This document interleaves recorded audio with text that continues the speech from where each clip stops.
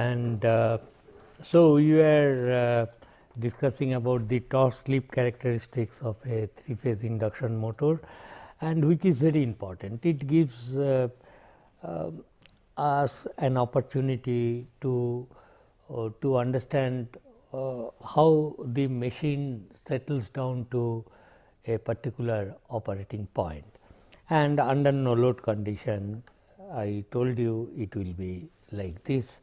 Now, I will further examine what it is going to do if there is a real load torque present on the machine.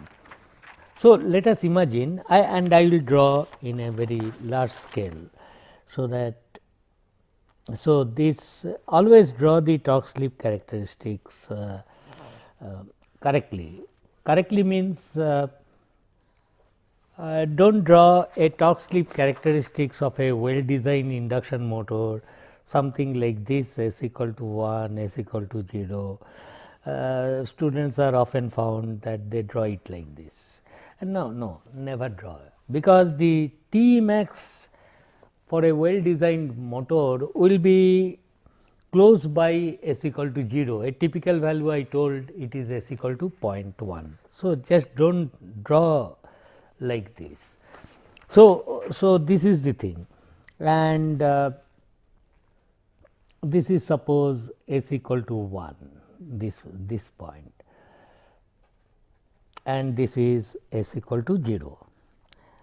And I told you also it is a good practice. So, this side is slip, and this way also you draw, this is 1, this way you draw speed,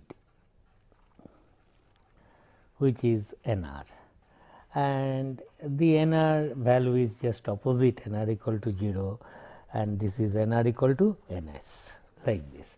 And then the torque slip characteristics will be somewhat like this. Initially it is very steep, and then it goes like this.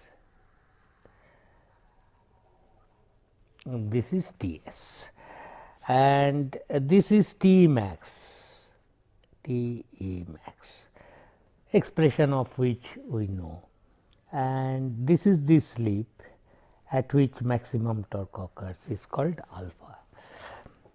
And I told you that if the opposing torque is friction, which is very little, suppose this is the level of T friction present on the shaft of the machine, this is T friction. You switch on the supply, this is your starting torque, and machine will accelerate, it will go like this all the way, and then it will finally settle down here, which is very close to synchronous speed, and machine is running like that, and then the machine is said to be running at a under no load condition. Of course, you have not purchased a motor to run it under no load condition. You want that your motor serves some mechanical load. For example, the motor will raise water to a tank at a certain height. Then really opposing torque will come, and there the mechanical torque will be developed, and the motor is going to do some mechanical work. Or suppose the motor is doing some rolling operation in a steel plant, then opposing torque really comes. Now, I will formulate. So, this is the no load speed n at 0, which is very close to Ns. Now, let us imagine. So, here is your motor, and I will just show it like this. It was earlier running under no load condition. Here is supply you have given, just 3-phase supply, and it is running at n at 0 speed. Now, let us imagine on the shaft of the motor I have suddenly put some mechanical load. I ask the motor do some mechanical work for me. that is connect the external mechanical load on the shaft, no resistance, nothing like that, it is mechanical load. And therefore, let us imagine that at t equal to, so machine is hitherto running at n at 0 speed. So, t less than 0, the speed of the motor is n at 0, no load. Now, at t equal to 0, what I do, I increase the load torque on the shaft of the machine, that is the opposing torque. A step jump I give suddenly on the shaft of the motor. So, machine was nicely running here. Suddenly, I put this opposing load torque. So it is like this. From T friction, the net opposing torque is T load. So, this is T load plus T friction, whatever is there, that is there. So, this will be suddenly motor will see at t equal to 0 impose TL opposing, which is generally denoted by TL load torque. Okay. Suddenly I have put. So, machine was running like this and I have put an opposing torque. Now, what the motor is going to do? I told you motor is nothing but an inertia. It will accelerate provided the electromagnetic torque is greater than the opposing torque, or it will run steadily at some RPM when these two are equal, or it will decelerate if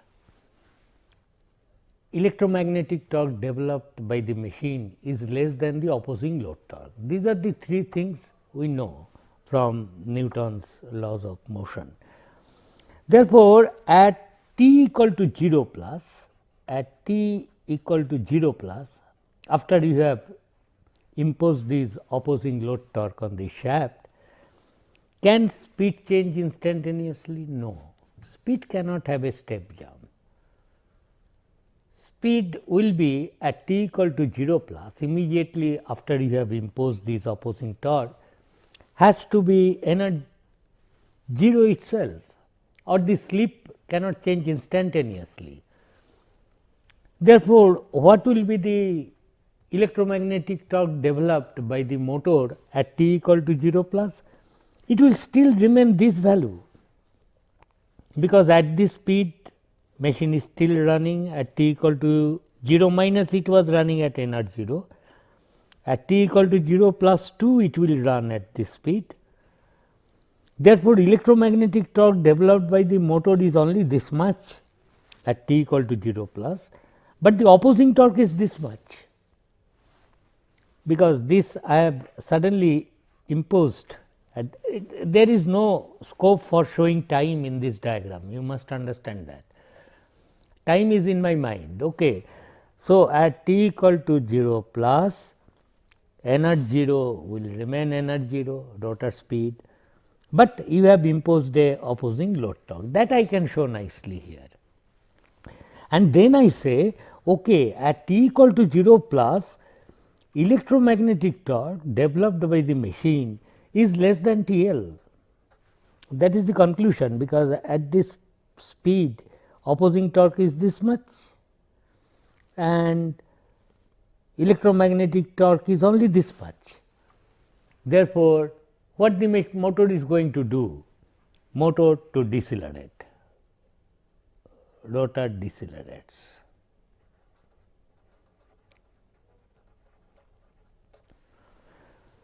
Now, rotor decelerates means speed decreases, therefore, operating point starts moving, speed will now decrease, this way it will move. A time will come when it will come here,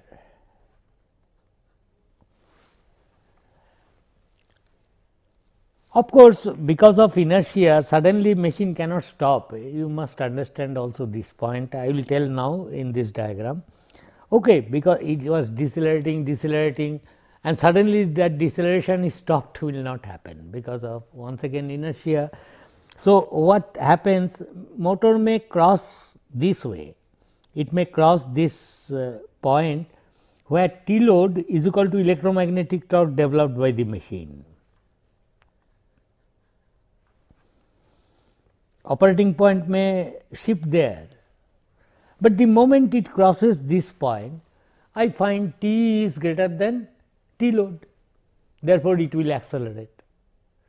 Therefore, maybe after few oscillations here, it will go this way, then it will come, it will do few oscillations here.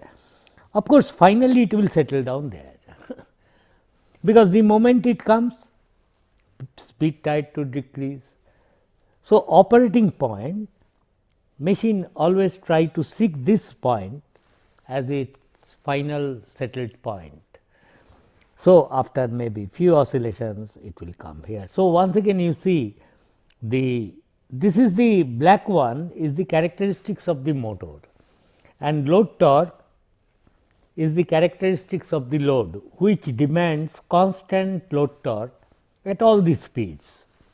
Two things are entirely different, but if you superpose one above the other, then the point of intersections are important. That is, this is the point of intersection, and machine will now run therefore at this RPM NR, which will be further less than the no load speed, but nonetheless close by to Ns. Imagine you have increased the load further, T load 1, T load 2. Once again you have, it was running here with supplying T load, you increase the opposing load torque further, then I know, okay, arguing like this, once again machine will try to come and settle down here, is not?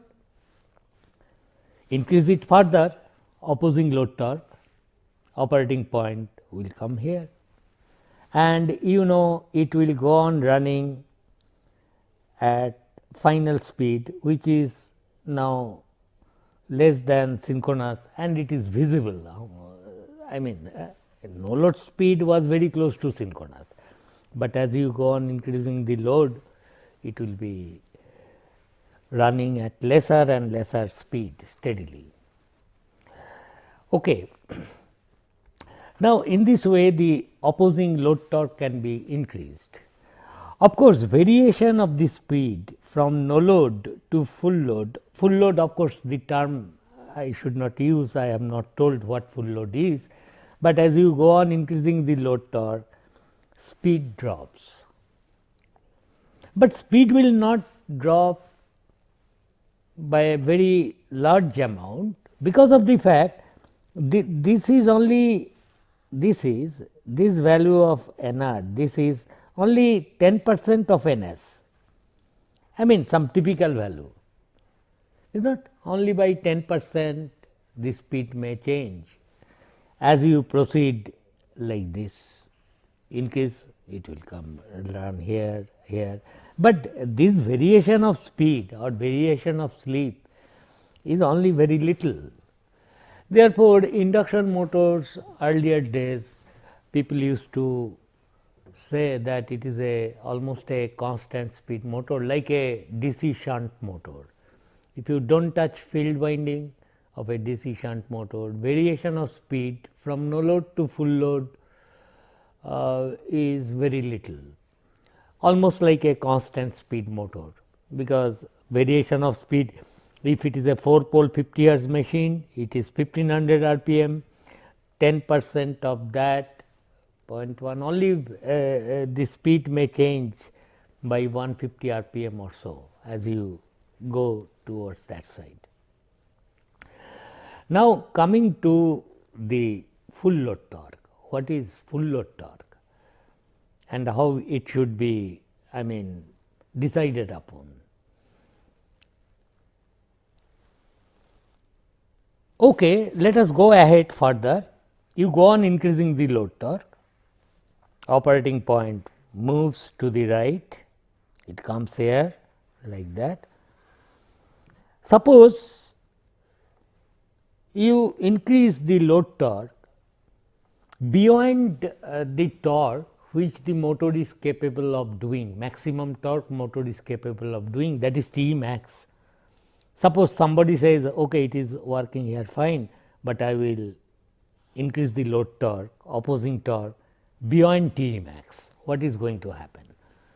Okay, if you are starting from this point, load torque greater than electromagnetic torque, machine decelerates, it comes here, load torque is still greater than T max even, speed will further decrease, and as you can see operating point moves like this, and as the load torque, opposing torque you have made greater than T max, and at no point in this range 0 to 1 this trend is going to be reversed, that is TL is always greater than T developed whatever point you take.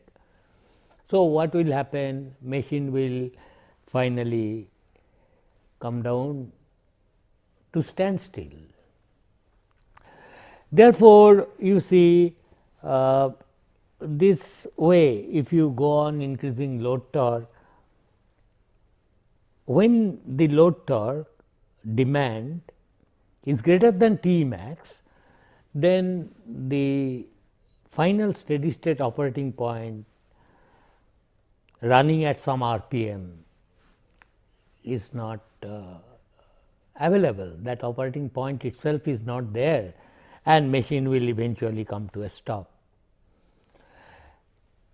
So, the question is, when you increase the load torque on the shaft of the machine, you should be a bit careful.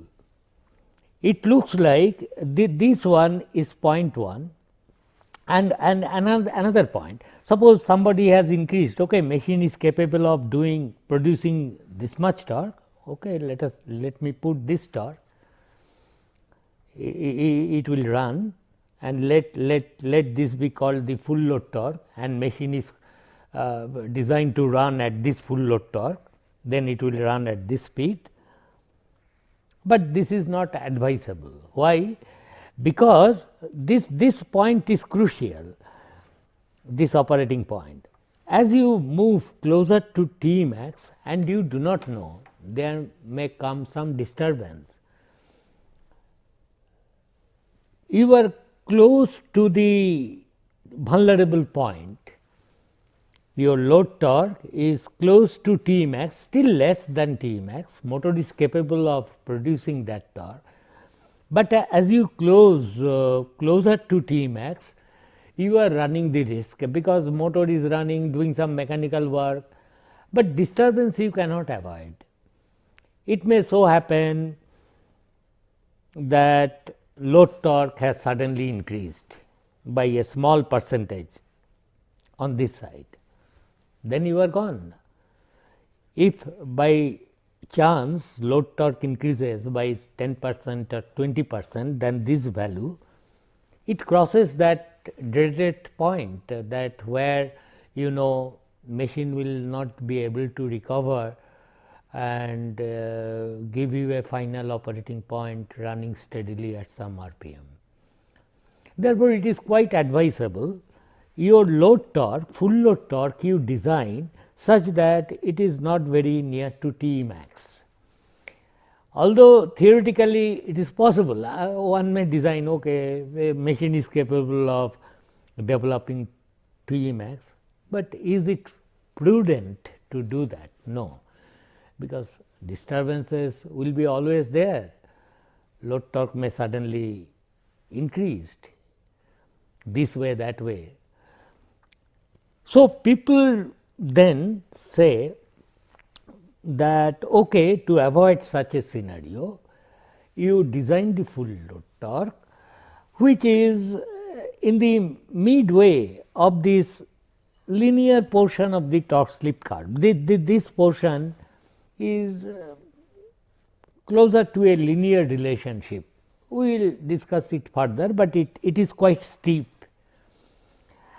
In the linear portion, and 50% of T max, and let us arbitrarily say that my full load torque I will never exceed, it will be close to 50% of T max. Better you do like that. Certainly, it cannot be close to T max, or no point in choosing a T full load here at this level close to synchronous speed. Then you are not utilizing the motor. Motor is capable of developing T max this much, and somebody says my full load torque is here, motor is not properly then utilized. So, keeping all these things in mind, people suggest that better design your motor full load torque 0.50% of say T max, such that the full load speed, it is, since this zone is almost linear, will be about I mean the slip value will be also about, this is 0.1. So, this will be 0.05 say. So, induction motors are designed at a full load slip, the slip steady state slip corresponding to full load torque TFL, which is here suppose midway between these two, is say slip SFL is equal to say 0.05.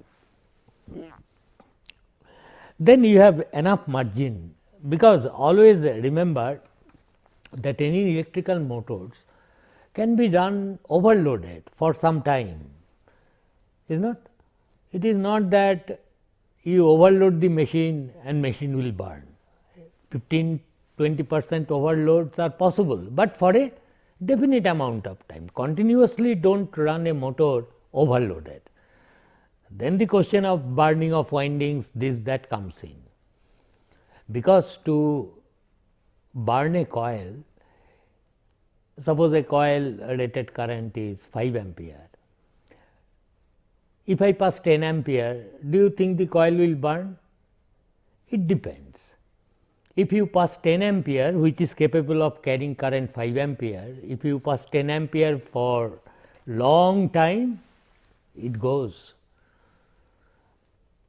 But 10 ampere for maybe 2 seconds you can allow, it does not matter, 5 seconds you can allow. Because you know, to burn a thing, you not only require the power, but power into time, how much joules you are trying to dissipate. Time is a factor. Amount of heat generated is not only decided by I square R, also into time, how much heat, and that heat raises the temperature, breaks the conductor, burns it, this that. Therefore, overloading is a good engineering practice, provided one knows how much to overload and for how long time. That is most important. That is why, keeping all these things in mind, full load torque of a induction motor is operating point is decided somewhere midway between these two. It can be this way, that way a bit. 4% full load slip is also possible, you will see motors, but it will be of that order, 4%, 5%, 6%, that is the full load slip, typical value of full load slip of a 3-phase induction motor. So, this zone, mind you, is very steep, then, and this occupies only 1/10 of the scale, about roughly, and then this is the rest of the things. Achha, after we have done, now see the interesting point. For example, I told you this point, I will draw it separately. so that you understand it better. So always draw torque slip characteristics properly, that is one thing. So, it is suppose the torque slip characteristics. Make practice drawing yourself. So, suppose this is a typical well designed 3-phase induction motor, the torque slip characteristics is like this. This is once again s equal to 1, this is s equal to 0, this is T max. Although here also I have not drawn properly, this should be 1/10 of this approximately, I mean this is T max. Acha, I told you at no load it was operating here, T friction suppose, and T starting was greater than T friction. Now, when I told that T friction is suddenly raised to this level, say full load torque level, suddenly a step jump at T equal to 0, I have done this. Earlier it was running at no load speed NR0, now suddenly it is increased, and we know the final operating point will be here. But we must now observe these two torque slip characteristics very carefully. One is because of the motor, this is motor characteristics, how much torque it will generate, and this is the load characteristics, mechanical load characteristics. It demands that no matter at what speed it is running, it requires a constant load torque, it means that. Now, you observe carefully, there are two operating point it looks like, because at these two operating points, the electromagnetic torque generated by the motor will be equal to the opposing full load torque present, mechanical load torque present. Therefore, it looks like that I have told till now, here also you see this is the full load torque, okay. There are, it looks like there are two operating points, why not it will operate here? While explaining I told okay it moves here, okay it did not reach there, before that it reaches, those things are fine, but what happens at this point? Let us try to explain that. So, suppose this is the full load torque, and let us for argument's sake assume that motor is somehow settled down at this point.